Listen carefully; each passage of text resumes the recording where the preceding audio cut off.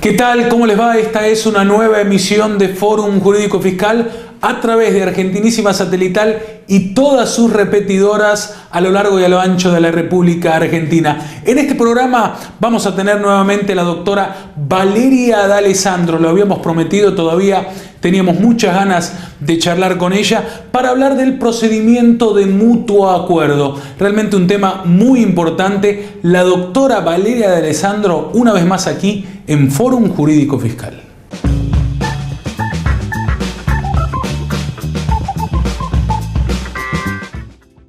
En el marco de la reforma introducida por la Ley 27430, hubo una modificación, una incorporación de amplia relevancia que viene dada por el procedimiento de mutuo acuerdo para la resolución de controversias derivadas de la aplicación de convenios para evitar la doble imposición. Si bien esto es una novedad en nuestro país a nivel doméstico, ¿y por qué decimos doméstico? Porque hablamos de la 11683, no lo es para los convenios que tiene suscrito nuestro país con potencias extranjeras. Como sabemos, Argentina tiene una interesante red de convenios para evitar la doble imposición. Actualmente suman 19 los vigentes. Tenemos los últimos negociados que son con Emiratos Árabes y una modificación al convenio para evitar la doble imposición con Brasil, vía protocolo, que está por entrar en vigencia también. Y en la mayoría de esos convenios encontramos un artículo 25, un artículo 26 generalmente, en el cual se prevé este mecanismo de resolución internacional de controversias. En este tipo de convenios la denominación es distinta porque se apunta o se denominan procedimientos amistosos, pero la esencia es la misma. ¿Y qué vino a hacer la reforma? Vino a incorporar estos procedimientos ya establecidos en los convenios para evitar la doble imposición suscritos por nuestro país a la 11683. Es decir, la posibilidad de la alternativa estaba, era un remedio procesal vigente, pero no estaba incorporado a la legislación de fondo, a la legislación de procedimiento, con lo cual esta incorporación del procedimiento de mutuo acuerdo, como lo llama nuestra ley procesal vigente, 11683, es altamente positiva. ¿Y positiva por qué? Porque hay numerosas situaciones derivadas de la aplicación de convenios para evitar la doble imposición que generan dudas. Como sabemos, los convenios, como lo dice su propia denominación, apuntan a evitar la doble imposición, también la múltiple imposición, por supuesto, y sabemos también que hay una tendencia a la suscripción de convenios multilaterales, tanto de intercambio de información y ahora también para evitar la doble imposición. Pero este mecanismo en particular ya estaba establecido tanto en los convenios nuevos, como sabemos, a partir del 2008/2009, Argentina adoptó una cierta reorientación en sus políticas fiscales en lo que hace a los convenios internacionales en materia tributaria y dio un giro de la evitación de la doble imposición al intercambio de información y también a la adecuación de las políticas argentinas o bilaterales, según el país con el que esté negociando o con el que suscriba el convenio que se trate, a la adopción de estos estándares internacionales. Estándares que encontramos, por ejemplo, en las iniciativas que vienen de la mano de la OCDE, de la mano del G20. Escuchamos todos las iniciativas BEPS para evitar el ahuecamiento de las bases imponibles, la planificación fiscal agresiva. Y también hubo un acercamiento al derecho comparado, porque la mayoría de las legislaciones comparadas y también legislaciones de la región ya adoptaron este procedimiento de mutuo acuerdo. Entonces Argentina viene a alinearse primero en los convenios y luego también en su legislación interna a este tipo de procedimientos. Y es interesante porque muchas veces, como decíamos, surgen diferencias o dudas en la interpretación de los convenios. Vayamos, por ejemplo, al convenio con Holanda, el convenio con España, el convenio con Chile. En estos tres convenios En el protocolo vamos a encontrar, por ejemplo, una cláusula que dice que los resultados provenientes de una reorganización empresarial libre de impuestos llevados a cabo según los requisitos del país de que se trate, estarán exentos de impuestos. Así de poco feliz es la redacción, palabras más, palabras menos. Pero ¿a qué nos lleva esta cláusula contenida en estos tres protocolos? A que sí, que por ejemplo una reorganización libre de impuestos en el marco de la legislación española es realizada conforme los requisitos de esa legislación española y en el marco de esa reorganización se transfieren acciones de una sociedad argentina, recordemos que conforme la legislación de impuesto a las ganancias vigente desde el año 2013, porque la reforma desde el 2013 incluye la gravabilidad de la transferencia de activos, esa transferencia estaría gravada. Entonces, si esa transferencia cumple los requisitos españoles, ¿estaría exenta en Argentina? ¿Eso es lo que nos dice el protocolo? Bueno, aparentemente las autoridades fiscales argentinas no lo entienden de esa manera y es por eso que el contribuyente puede optar por un mecanismo de mutuo acuerdo. ¿Y en qué consiste? En que en un caso como este, por ejemplo, se van a sentar las autoridades fiscales argentinas y españolas para llegar a un entendimiento mutuo sobre de qué trata esa cláusula. Y así como numerosas otras cláusulas concernientes a dividendos, a intereses, a regalías, al mecanismo en sí mismo para evitar la doble imposición. Con lo cual, altamente loable que la legislación argentina haya incorporado previsiones específicas acerca de este convenio de estos procedimientos de mutuo acuerdo. Y en particular hacen a la forma, es decir, ante quién se inician ante la Secretaría de Hacienda, y también a los plazos, al fondo, y desde ya que esperamos también en esta materia la reglamentación, con lo cual por ahora es bastante poco operativo, es más bien son más bien incorporaciones programáticas, pero desde ya que celebramos esta incorporación a la 11683. Muy bien, seguimos en Fórum Jurídico Fiscal. La semana pasada les comentábamos que habíamos estado en la Federación Empresaria Hotelera y Gastronómica de la República Argentina. Allí hubo un lunch para periodistas y el equipo de Fórum Jurídico Fiscal, encabezado en la Ciudad Autónoma de Buenos Aires por el doctor Ricardo Ferraro, se trasladó para tratar los importantes temas en este sector, en este área. Hemos hablado con el vicepresidente Pablo Luncevich para tratar los aspectos informales, las actividades informales dentro de este importante sector de nuestra economía. Vamos con el vicepresidente de FEGRA en Fórum Jurídico Fiscal. Como no tengo la menor intención de equivocarme, esta vez voy a leer el nombre.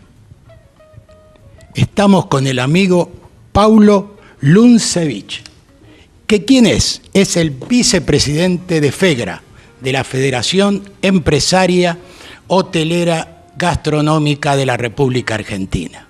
Y es el encargado, dentro de la institución, de investigar lo que se podrían llamar las actividades informales. Estimado Paulo, muchas gracias por estar con nosotros, por brindarnos unos minutos. Y ¿cuál es el estudio que hacen de las actividades informales? Bueno, muchas gracias a vos, un gusto estar contigo. Realmente, bueno, nosotros desde el Departamento de Actividades Informales lo que buscamos es, como un poco decías, investigar y ver cuáles son las actividades que se están desarrollando dentro del país que afectan o perjudican a la actividad hotelera y gastronómica, y tratamos de trabajar sobre esa problemática para tratar de llegar a soluciones que sean no solo beneficiosas para el sector, sino beneficiosas para el conjunto de la sociedad, dado que generalmente este tipo de actividades tienen bastante que ver con la evasión, con el trabajo no registrado, con todos esos aspectos que generan un perjuicio múltiple, no solo por la competencia desleal que se genera para con el sector, sino también por todos aquellos desequilibrios de lo que son las normas de convivencia en la sociedad, que tienen que ver con el mantenimiento del Estado y de cada una de las asistencias y particularidades que tiene la recaudación de impuestos, donde se deberían aplicar los mismos. Así que un poco trabajamos sobre eso, estamos abocados a lo que tiene que ver más firmemente ahora con esta modalidad nueva de los alquileres de casas y departamentos. Bueno, ese es el tema. Es decir, yo creo que acá el tema de actividades informales me parece que tiene dos partes. Una, que con el alquiler de casas que no están regularizadas o que no están, mientras todo un sector cumple con todas las reglas y los certificados que tiene que cumplir y los requisitos, hay otro sector que hace lo mismo sin cumplir con eso. Y por otro lado, eso me parece que trae una demanda también laboral informal. Sí, así es. Como te decía, parte de ese desequilibrio tiene que ver con eso. Realmente nosotros hemos bregado como sector, y en esto quiero recalcar que nosotros no somos una actividad prohibitiva para con el resto de las modalidades, todo lo contrario. Nosotros creemos que somos los representantes de los alojamientos y de la gastronomía de la Argentina, por lo cual tenemos espacio y contención para todos. Lo que separamos es los que hacen las cosas bien de los que hacen las cosas mal. Y en ese sentido hay estas modalidades. Es cierto que mucha gente lo usa como autoempleo y que eso no está mal, pero también es cierto que hay mucha gente que tiene distintas ofertas de casas y departamentos y tienen trabajando con ellos gente que no está, primero, no está registrada bajo ningún tipo de convenio, obviamente por el nuestro tampoco, que le genera distintos perjuicios que tienen que ver con lo que se denomina dentro de la OIT con el trabajo decente, que es un poco lo que nosotros también bregamos y llevamos adelante, que tiene que ver con una jornada laboral justa, con una remuneración completa, con asignaciones familiares, con obra social, con jubilación, que es lo que generalmente vemos que no pasa, y por ende también genera otro perjuicio al Estado, que mucha gente de esta después además recibe algún otro tipo de asistencia que también genera un sobrecosto para el gobierno. No, pero el tema es porque esta oferta que hay de casas o de departamentos o de una competencia leal se hace mucho también vía web, ¿no? ¿Ustedes tienen algún accionar contra eso? ¿Están estudiando cómo contrarrestarlo? Mira, obviamente la aparición de distintas plataformas de oferta a partir de la web y de las redes sociales ha hecho multiplicar esta modalidad de alojamiento. O sea, también tenemos que tener claro que no es que las casas y departamentos de alquiler temporario de uso turístico nacieron ahora, o sea, vienen desde hace mucho tiempo. Lo que ha pasado es que a partir de la aparición de distintas plataformas ha hecho que se haya multiplicado de una forma muy exponencial y ha generado un abuso, digamos, de este tipo de situación, donde hoy en la Argentina hay, en total, entre las distintas plataformas, hay casi más de 56.000 viviendas ofertadas. Este es un número muy importante. Hay mucha gente que tiene bastantes propiedades y generan una renta bastante interesante, con lo cual realmente el perjuicio que se genera sobre todo al Estado es muy importante porque se está perdiendo una masa crítica de recaudación importante. Hace poquito en el mismo medio de ustedes salió una nota donde una de las plataformas informó que el año pasado movieron 5.000 millones de pesos solo en la capital federal, o sea que esto también da un poco la magnitud de lo que significa y lo que se está perdiendo. Y para redondear, digamos, esta entrevista que fue bastante cargadita, tiene muchos datos. Ustedes tienen trato con la gente de Seguridad Social, con la AFIP, con las instituciones que tienen que ver con la evasión o con la marginalidad. Sí, obviamente lo tenemos. A veces hemos acercado documental para accionar. Estamos haciendo un trabajo muy importante firmando convenios de colaboración mutua con cada una de las provincias de la Argentina.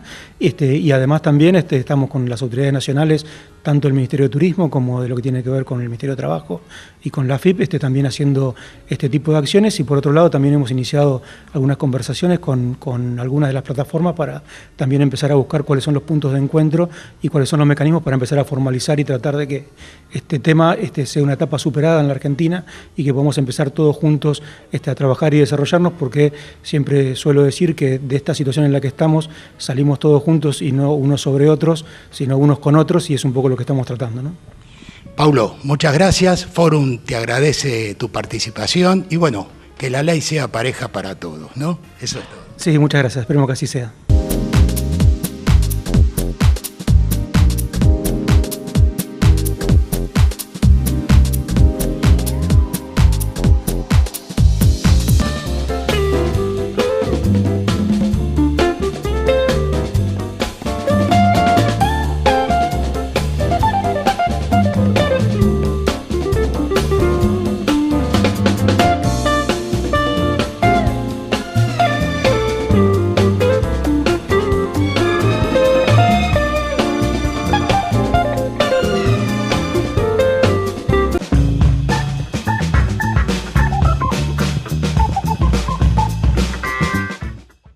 Segundo bloque en esta edición de Fórum Jurídico Fiscal. En el primero hemos tenido 2 notas cortas, pero realmente con muy buen contenido, tratando diversos temas de nuestra actualidad. En este segundo bloque vamos a tener una nota algo más extensa, poco más de 10 minutos, pero realmente imperdibles para hablar de la situación actual del consenso fiscal. ¿Quién más para explicarlo que el doctor Oscar Bertea? Es un lujo para nosotros tenerlo en el programa. Así continúa esta edición de Fórum Jurídico Fiscal. Una de las cosas que nos gustaría charlar contigo es precisamente de cómo ves, después de esa firma, después de ese pacto que se hizo, cómo ves que se está implementando, si hay cumplimiento, porque por un lado hay quejas, pero por otro lado se dice que el cumplimiento se está dando en las provincias.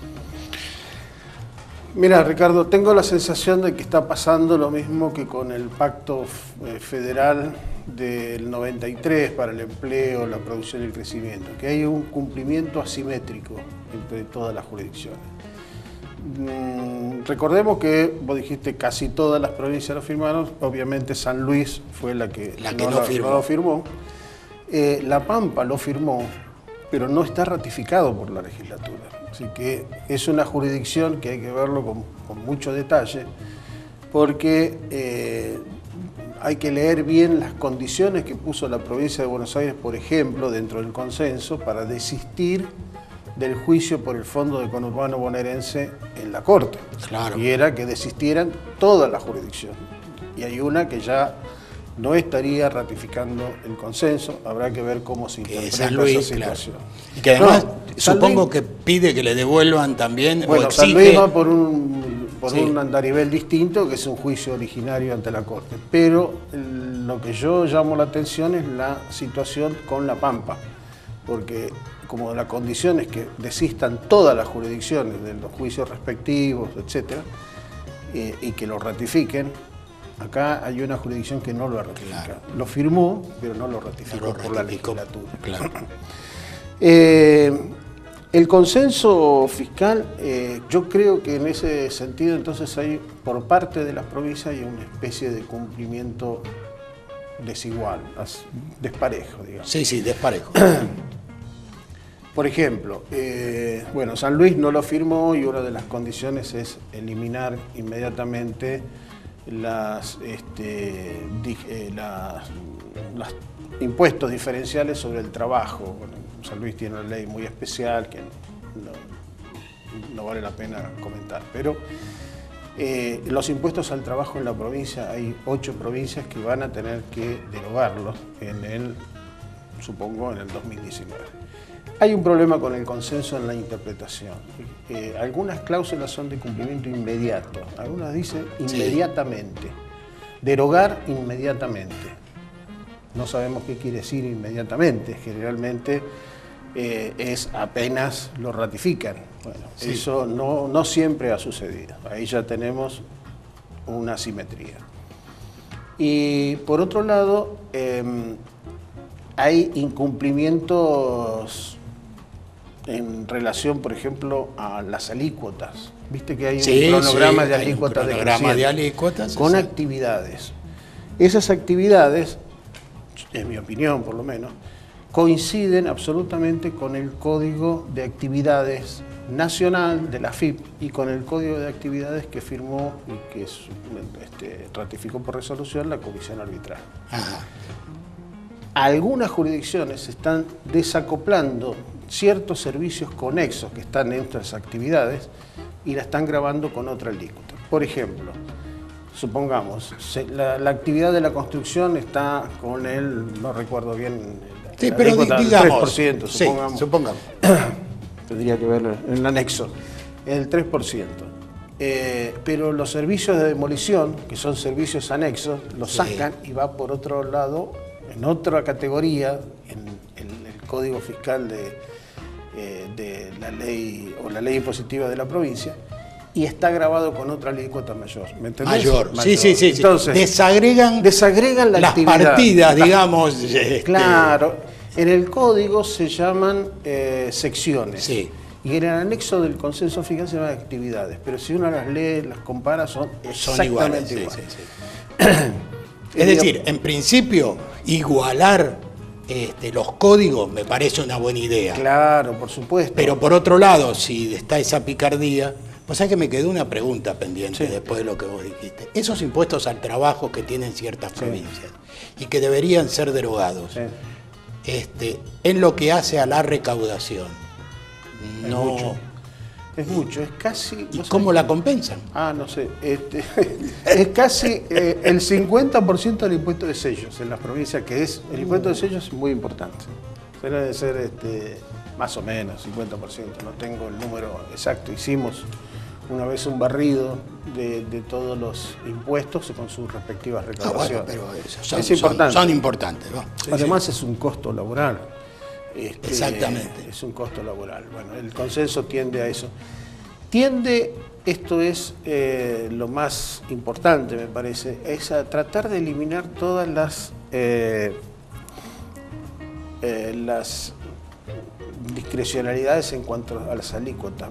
Cuando te hacen una alícuota diferencial en función, por ejemplo, de la radicación de empresas. Eso lo han eliminado por la cantidad de juicios que tuvieron en la Corte, el caso Bayer y las medidas cautelares anteriores. Problema, entre paréntesis, para las provincias en las demandas de repetición. Claro. Así que hay que tener ahora en el futuro, cuidado con eso. Obviamente. Y por los periodos no prescriptos. O sea, por el pasado. Exactamente, por el pasado, sí. Y lo otro es que no eliminaron las alícuotas diferenciales en función de los montos de facturación. Y eso es a mí lo que me llama la atención. Yo creo que eso, el consenso debió decirlo más claramente, porque la verdad que no se condice con un impuesto de características indirectas como es ingresos brutos. Claro. O sea, no tiene nada que ver, sino le estarían dando una muy buena idea al gobierno nacional para establecer una alícuota diferencial en función de la recaudación. Entonces, si yo voy a un gran supermercado, tengo una alícuota mayor, claro. Bueno, en ingresos brutos sucede. Claro, por eso te digo. En ingresos brutos sucede, y para colmo toman la facturación total país, independientemente de lo que haya facturado en la jurisdicción. Claro. Así que esas cosas me parece que hay que... Sí, me parece que hay que empezar a emparejarlas, porque si no... Y decime, a nivel sellos, ¿cómo está? Porque sellos no ha tenido grandes cambios, ¿no? No ha tenido grandes cambios, tiende a esa diferenciación, que te digo, a eliminar esa diferenciación. También lo mismo que por el lugar de concertación, por los casos que tuvimos, ¿te acordás de los escribanos de la Ciudad de Buenos Aires, la provincia de Buenos Aires, etcétera? Así que ahí creo que, y después la eliminación progresiva del impuesto de sellos a través de los años va a ir, debería cumplirse, pero progresivamente para todos los actos y contratos. Va a tender a desaparecer. Digamos, como una forma de redondear esta entrevista. Y vos pensás que se va a ir hacia un impuesto minorista que además permita eliminar sellos, permita eliminar todo el resto de los impuestos que hay en las provincias? La alícuota de sustitución sería muy alta, ¿no? Porque hoy uno piensa en 3 o 5% la alícuota de las ventas finales. Hoy la etapa final es 5%. Pero en realidad, si uno acumula todo lo que viene en cascada en las etapas anteriores, debe estar cerca del 10 o más, o cerca del 10 por lo menos. Así dicen todos los economistas que han estudiado el tema. Lo cual sería muy, muy grave. O sea, y tratar de sustituir no solo ingresos brutos, sino también sellos y otros impuestos va a ser muy delicado. En el anexo, si uno ve las alícuotas, tiende, como vos decís, a concentrarse en las últimas etapas. Hacia el año 21, 22, tiende a concentrarse en mayorista, minorista, ¿viste? Tiende a desaparecer la actividad primaria, la industria, la construcción, etc. de inmuebles. Bueno, pero eso lo van a tener que compensar los otros servicios y comercios. Sí. Esto no va a quedar otra. No, por supuesto. Los recursos son escasos y de alguna manera, y los gastos son altos. Son crecientes. Bueno, Oscar, muchas gracias. Fórum te agradece tu presencia. Gracias. Volvemos al piso.